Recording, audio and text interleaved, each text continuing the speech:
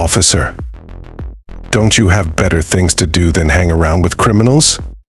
There's always time for learning, even in these walls. What are you reading? Some old text about humility. Useless relics in this day and age. Strength gets you ahead, not bowing your head. Strength is certainly important, but true control comes from within, from mastering your own desires and impulses. That's where humility comes in. Humility? In here?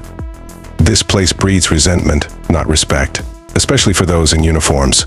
Respect isn't always a two-way street. True authority comes from within, from mastering your own impulses. That's where humility plays a part. Mastering impulses? Sounds like some new age psychobabble, officer. We all gotta look out for number one in this world.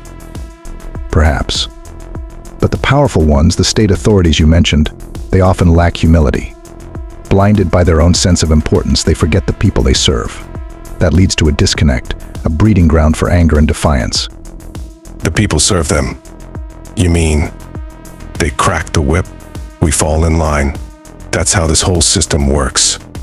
Not necessarily. There's a difference between blind obedience and cooperation. When those in power approach the people with humility, with a genuine interest in their needs, it fosters trust. People are more likely to cooperate, to contribute to a better society. So you're saying the cops should be bowing down to every citizen? Give up their power? Not at all. But a touch of humility can go a long way. Listening to the concerns of the people, treating them with respect. These aren't signs of weakness, but of strength. The real strength lies in leading by example, not just by force. Leading by example. That's not what I see on the streets. It's all about control, keeping people down. There's truth to that, but it doesn't have to be that way.